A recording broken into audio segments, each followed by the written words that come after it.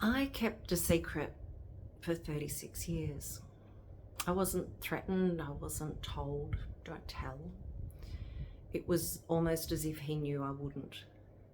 And I guess as a 9-year-old, I thought I might get into trouble. I somehow knew it wasn't right, but it wasn't something that I could bring myself to talk about.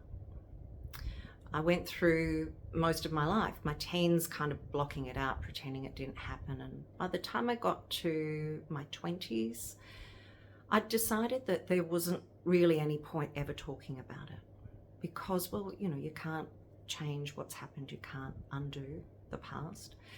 And I thought if other people knew what had happened to me, they'd be concerned and they'd make a fuss, they'd be worried about me. I didn't want that. And I honestly thought I was okay, I'm fine.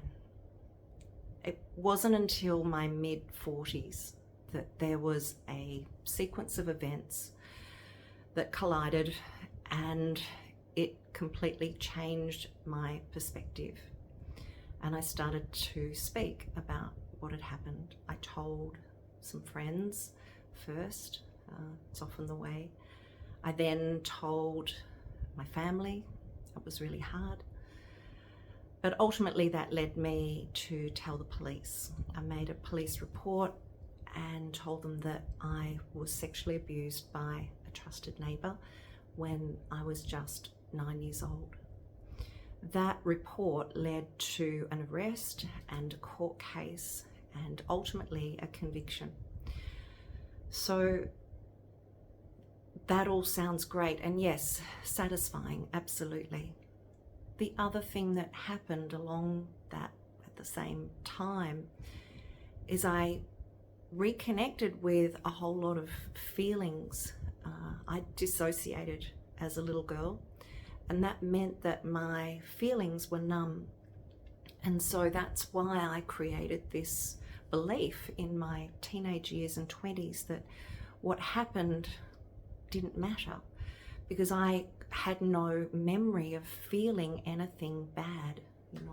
Our bodies are so clever when we are confronted in a traumatic experience. And in my case, I disconnected from my feelings.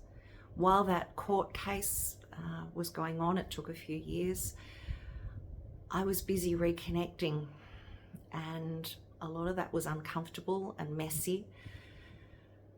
But I'm so happy now that I did, because I've reconnected with the little girl that lives inside of me, that little 9-year-old girl that I'd been ignoring for a big chunk of my life and making out like what happened to her didn't matter.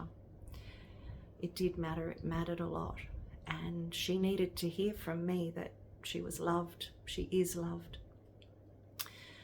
So it created a lot of transformation in my life, and I now can speak from a place of feeling a whole lot of peace, a whole lot of joy, actually even gratitude for the events that have happened. It sounds bizarre, but I've learned so much about myself and about life. I think it's important to speak about childhood sexual abuse. I can't change what happened to me. I can't undo it. I wish I could. I wish it never happened. But the truth is it did. And I recently heard Brene Brown talking about, owning our stories. I can't remember the quote exactly, but it's something like, either you own your story or it owns you. And I think for a big chunk of my life, that was the truth. I also believe that our silence serves no one but the perpetrators who continue to offend.